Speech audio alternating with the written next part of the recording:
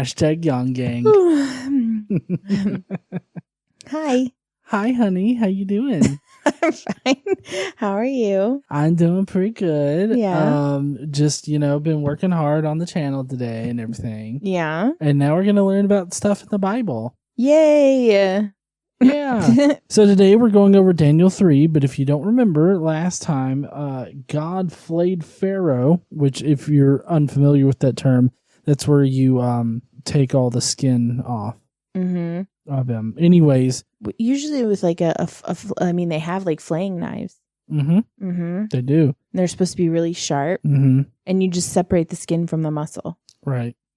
It's creepy. Well, anyways, God did that to Pharaoh and then made his skin into flip-flops. Oh, yeah, that's right. Then he wore the flip-flops while he walked around bitching and complaining about people with uncut dicks. I mean, that pretty well describes what happened last time. Yeah. Yeah. So now we're getting into Daniel. We're going to shift gears pretty quick, and we're going to Babylon, right? Because that's where I think this mostly takes place. Nebuchadnezzar, if you don't remember, is the king there, and he is a weird one. But anyways, so Nebby decides one day that he's going to build a giant gold dildo that's 90 feet high and 9 feet wide. We're not sure why he did this. I mean, it doesn't say it's a dildo. Anything's a dildo if you're brave enough. 9 feet wide. It's God's dildo. I mean, no, he wouldn't have erected God's dildo. He doesn't like their God. He didn't give their God a stiffy. They just have different God. Well, maybe he built it for his God. He built it for a deity, obviously. It's 90 feet tall, 9 feet wide. Nobody's sitting on that motherfucker except for a God. I mean, maybe it's a tiny God. You really shouldn't discriminate on somebody based on how tall they might be. Anyways, he summoned all the local leaders to come and watch his God fuck that dildo.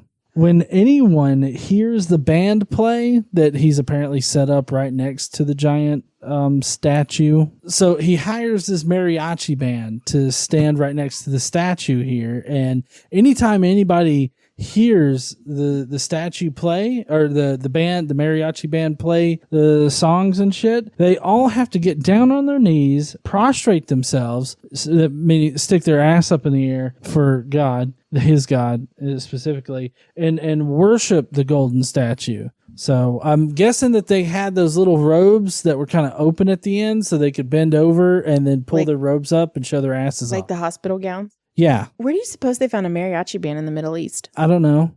I mean, why did he build a 90-foot gold statue for whatever reason? Whether or not it was for a god to fuck it. Because he could. Why not, right? Anyways, then there were some really nosy fucks. Imagine like old ass people that just put their nose into everybody's business. Okay. Oh, like the people in our HOA? Yes. Uh-huh. And so they noticed that Shaq, Medusa, and this dingo that ate a baby were not worshiping whenever the mariachi band played. Well, that's some bullshit. I know, right? Fuck them. Okay. And so they told on that group of three right there. And Nebby was really pissed about it. Okay. And he got so pissed at him, he demanded that they be brought there. And then when they still wouldn't worship, when he was trying to force them to do it, he had them tied up and thrown into a furnace. Well, an oven, technically. It's like one of those pizza oven things. He put him in a pizza oven? All three of them fit in a pizza oven? I mean, it was a big pizza oven. They had a lot of people to feed. They ate pizza in the Middle East. Yes. Okay. And then Nebby then had them heat the oven to 7 times its normal heat that it would be required to, like, I guess, cook pizza. You know, when you're cooking things, you really shouldn't increase the temperature just so you can cook it faster. That's not how it works. Well, get this. The fires were so hot, the 2 guards that threw them into the furnace got consumed by the heat as they were throwing them in. So they got fucked up by the heat. And so they're definitely gone, but not yet. Nebby then looks into the fire, I'm guessing from miles away if it was that hot. He sees Jesus in the oven walking around with these 3 guys, and they were spitting some hot rhymes. Oh, Yeah, they turned into rappers. really? Mm-hmm. Okay. Then these 3 Brooklyn rappers were then unharmed by the fire when they walked out, and they immediately recorded the baddest record of all time, License to Ill. I don't think that's what happened. Nebby then ordered that anyone that shit talks Yahweh again is going to get sliced up like they were in Puerto Rico. It's okay. I could say that. I'm part Puerto Rican. And that's it for today. Oh, yeah? Mhm. That's it? That's it. Okay. Well, that's interesting. Is it? Yeah. I mean, it sounds pretty awesome. I mean, it is a very entertaining story. Mm-hmm. It's actually not too far from what we're going to talk about. What? Yeah, you didn't do too bad. Origin story of the Beastie Boys, guys.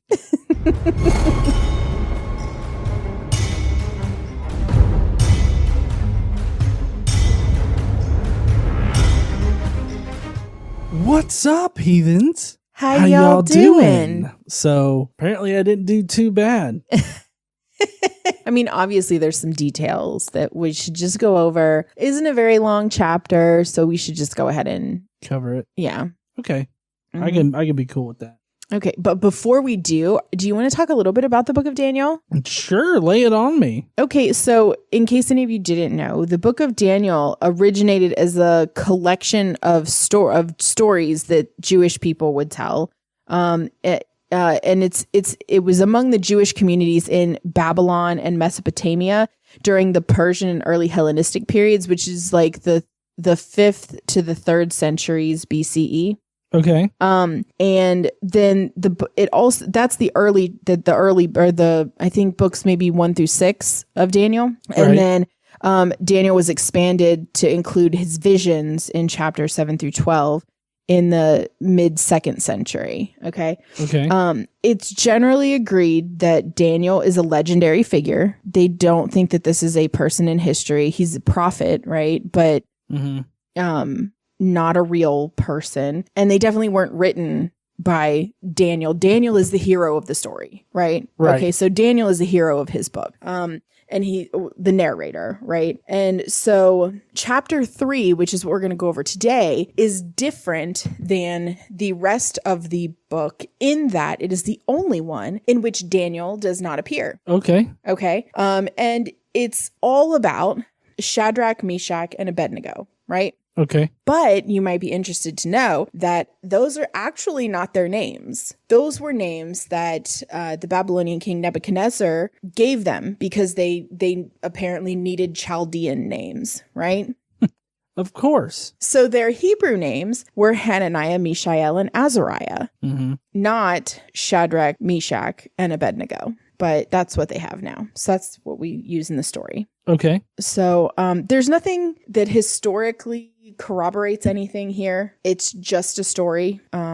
So are you ready to hear about it? Oh, I am definitely ready to hear about it.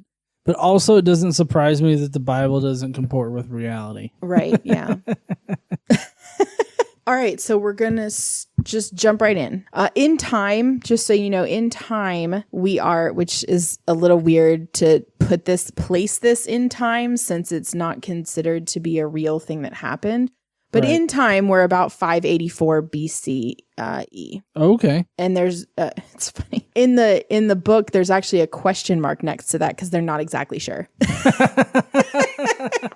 It's possible this didn't happen at this particular point in time or ever maybe. Okay. King Nebuchadnezzar made an image of gold 60 cubits high and 6 cubits wide. For those of you who aren't fluent in cubits, that's 90 feet high and 9 feet wide for the imperialists out there, and 27 meters high and 2.7 meters wide for those who, the rest of the world. Yeah. So it's a big fucking statue. Yeah. Yes, that is a big statue. And he set it up on the plain of Dura in the province of Babylon. He then summoned the satraps, prefects, governors, advisors, treasurers, judges, magistrates, and all the other provincial officials to come to the dedication of the image he had set up. I had to look this word up because I had never even seen it before. Do you know what a satrap is? No. It's like a local official. Oh, okay. I didn't know. I had not heard, but that's what a satrap is. I learned a new word today. I mean, honestly, it sounds like a trap. Yeah, I mean, I guess it says that, right? Mm-hmm. So the satraps, prefects, governors, advisors, treasurers, judges, magistrates, and all the other provincial officials assembled for the dedication of the image that King Nebuchadnezzar had set up, and they stood before it. It doesn't actually say who this is for. It's just a big ass golden statue. Okay. It doesn't really give you anything, no other details about it other than how big it is. So we don't really know what it is. You know what this kind of screams to me? Donald Trump. Because it's like, listen, guys, we just need to give them something to pray to every day and they will do whatever we want. We got to have really harsh rules about it, though. Let's have a giant statue. I vote for me, but, it's a democracy. Except it's not. It's not at this point. But I'm just saying, like, it really screams Donald Trump to me. It's like, I want a big, beautiful statue. Gorgeous. Well, we haven't even got to the mandate yet. Yeah, I know. I spoiled it a little bit. Well, do you want to hear what the mandate is? Mm-hmm. Okay. So then the herald loudly proclaimed, and this was at the dedication, right? Right. Nations and peoples of every language, this is what you are commanded to do. As soon as you hear the sound of the horn, flute, zither, lyre, harp, pipe, and all kinds of music, you must fall down and worship the image of gold that King Nebuchadnezzar has set up.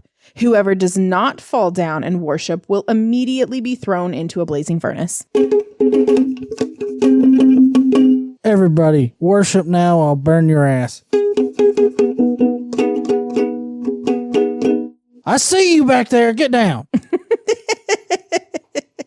Therefore, as soon as they heard the sound of the horn, flute, zither, lyre, harp, and all kinds of music, all the nations and peoples of every language fell down and worshipped the image of gold that King Nebuchadnezzar had set up. I wonder how all the people of all the nations, of all the languages, knew what the fuck they were saying. Well, I'm wondering if it was like a wave, like, the immediate area would bow down and then everybody else would like know. In a baseball game? Yeah, kind of. That would and be then fun. they'd all go bow down and show their brown star to God. But, I can't help but to wonder, like, what if there was like a group of people looking to fuck with other people? And it's like, all right, everybody, we're gonna prostrate real quick and see how many people get so scared that they just do it.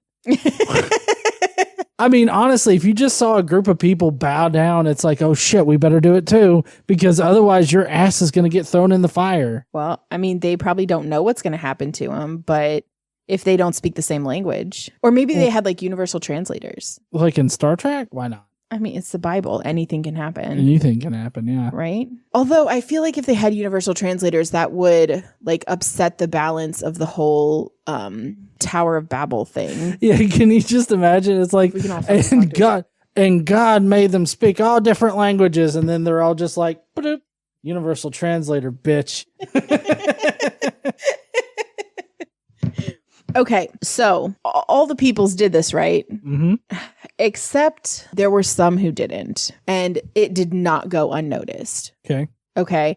So at this time, some astrologers, which for some reason, whatever word in Hebrew that they used for that they've used here and translated into astrologers can also be translated into Chaldeans, which could also be translated into Babylonians. So I'm not really sure what fucking Hebrew word they used here, but Chaldean astrologers. I'm kind of curious. Would this be like crustacean alien creatures that also look at the stars and tell us what's going to happen? Perhaps. Like I can just see them like, oh look, the Mercury's in the third heaven. We're fucked. You guys can't see him, but he's doing his hands back and forth like a crab. Like crab claws. So it was actually way funnier if you had been able to see it. I'm so sorry that you can't.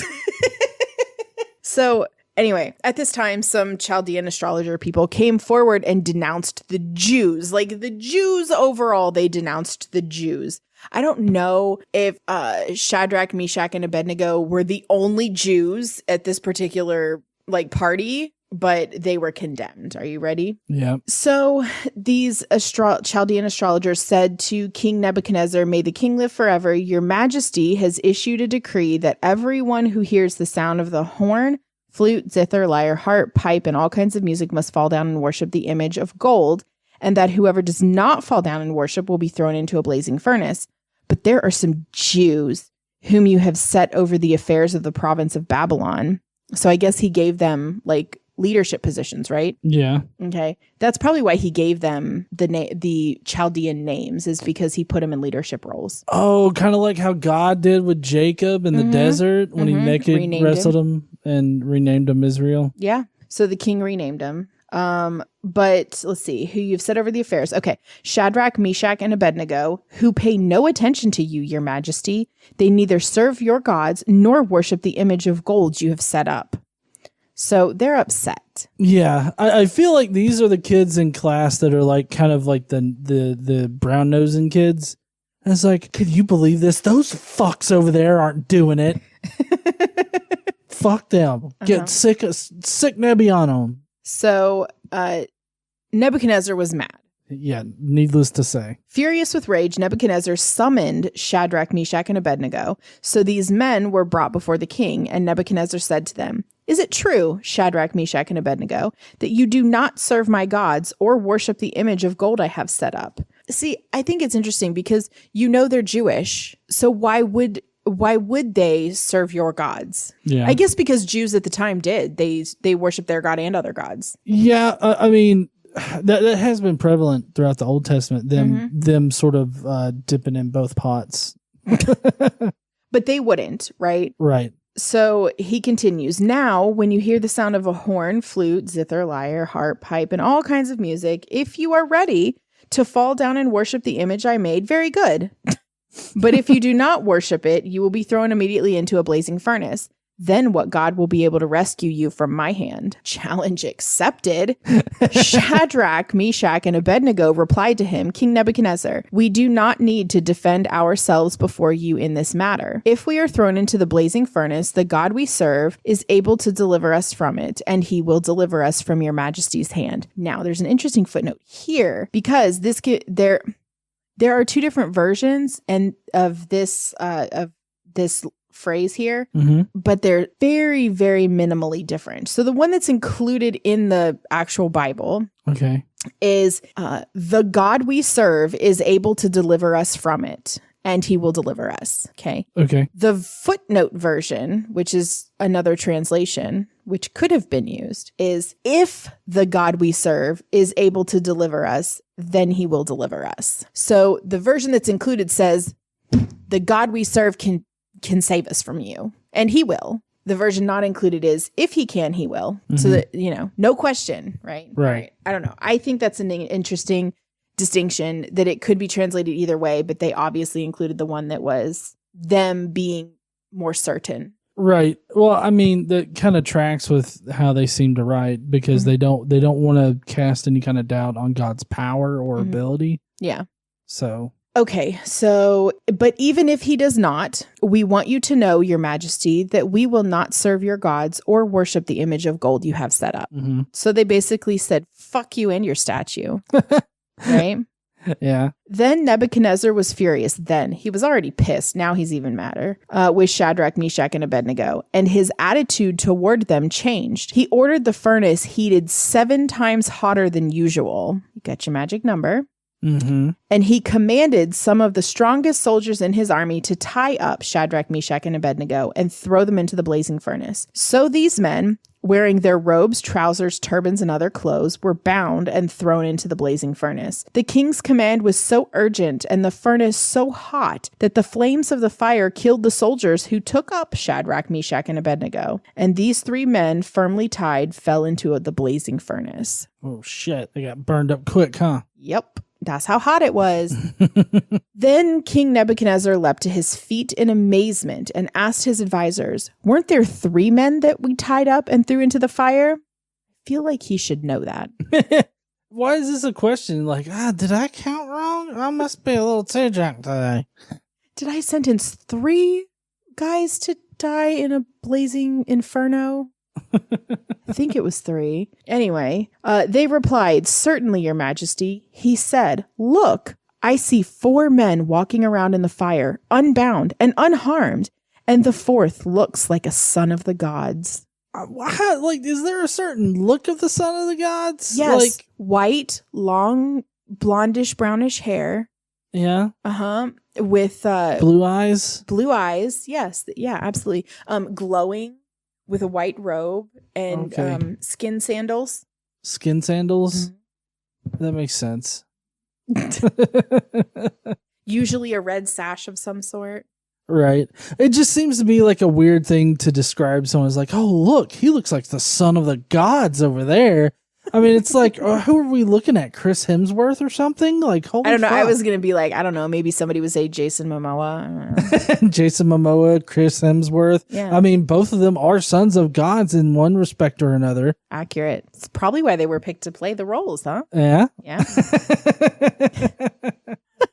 But, I mean, honestly, if I was going to pick what a son of God would look like, I probably wouldn't pick how Jesus looks. He looks kind of homely, huh? Of course, some people have been fooled by that picture of the Star Wars guy. Oh, yes, Ewan McGregor. Yeah, that's really fun. That always gives me a chuckle. Okay, so where were we? One of them looked like the son of gods, right? Mm-hmm. Nebuchadnezzar then approached the opening of the blazing furnace because apparently he can approach the opening of the furnace, but the soldiers can't. I guess maybe it's cooled down some because the soldiers died putting him in there. So, but apparently he can walk right up to it. Anyway, obviously, he approached the opening of the blazing furnace and shouted, Shadrach, Meshach, and Abednego, servants of the Most High God, come out, come here. Now he's the Most High God. Apparently. I mean, he flips his shit quick when he sees that, you know, the furnace or the oven that's turned up 7 times its normal heat. It should melt the container that it's in, but it doesn't. And it should also turn those guys to ash really quick, but it doesn't. Yeah. So obviously, don't fuck with God. I feel like he probably just turned the oven to self-clean. Because, I mean, that's what... do you know the self-clean function in the oven? Yeah, it just heats up. Like to 800 some odd degrees and just burns everything in there to ash. Mm-hmm. I'm afraid to use it. I feel like that's dangerous. I know. I'm afraid to use it. I'm like, will it get the oven so hot that it fucks up the cabinets around it? Like, I don't know about this. It might get so hot it creates a universe in there. Maybe. Obviously, it was hot enough to create a portal from heaven. Yeah. For God to jump through. Just slid right in there. So, Shadrach, Meshach, and Abednego came out of the fire, and the satraps, prefects, governors, and royal advisors crowded around them. Oh, they were all still there. Okay. All right.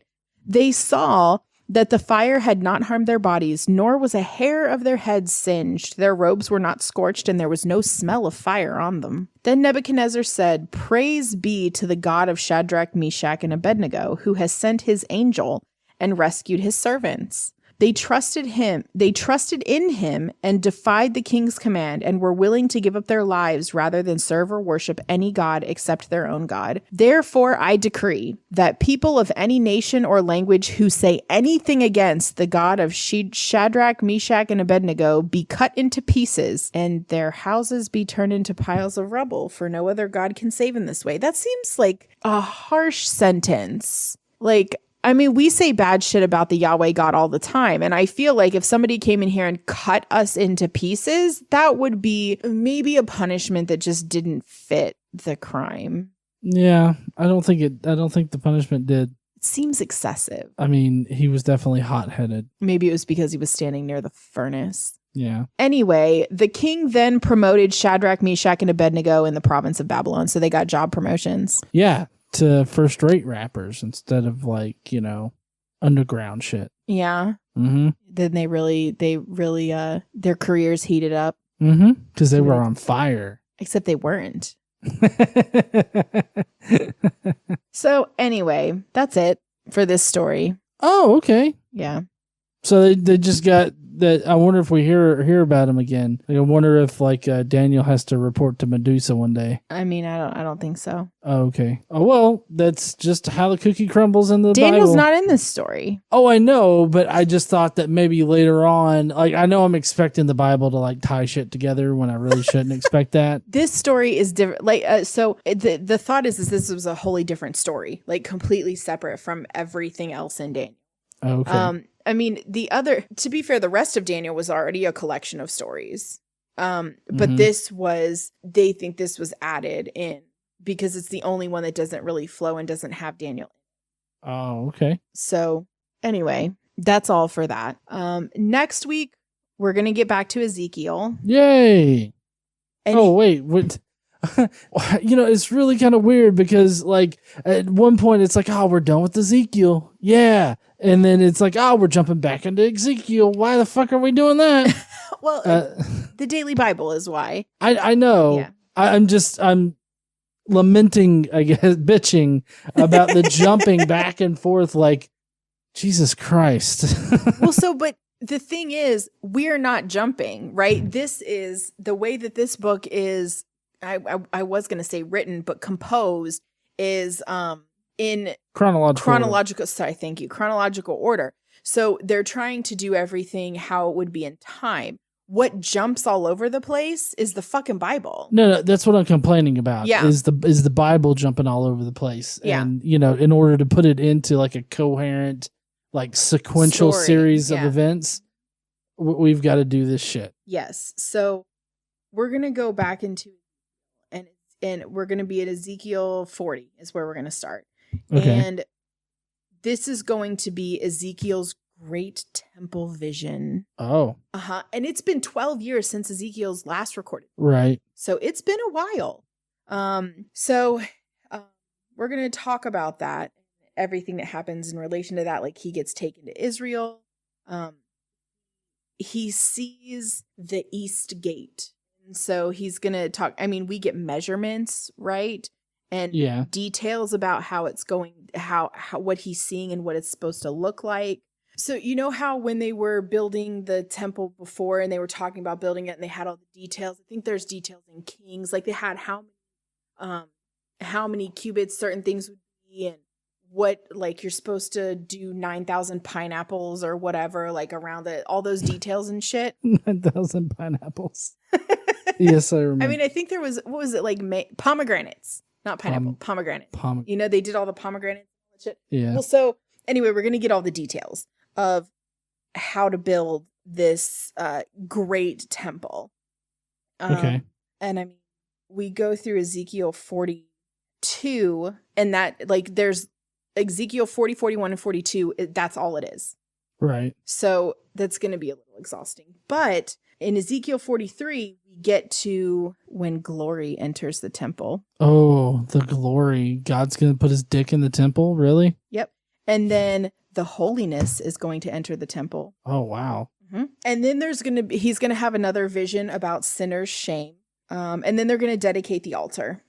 Okay. And you know how they do that with the blood sprinkling, the sacrifices, and the male goats killing all that. Yeah, stuff. Ripping their dicks off. Got it. Yeah, they're going to have all kinds of offerings. Also, your livestock can't have any defects before you offer. Don't give God the shitty one. No. Don't do that. Not the one with the horn growing out the center of his head, in addition to the other horns. So anyway, that's what we're going to do next week on the Bible. Okay. Mm-hmm. Awesome. Well, if you guys want to hear about ripping goats' dicks off, then you're going to have to tune in next week. Before you go, though, why don't you go down below and let us know what you thought about this Bible podcast down in the comments. We'd love to know what you guys are thinking. And hey, while you're down there, why don't you smash that like button and subscribe if you like Bible studies like this. And don't forget to stand up and use your voice. Bye, heathens. Bye, y'all.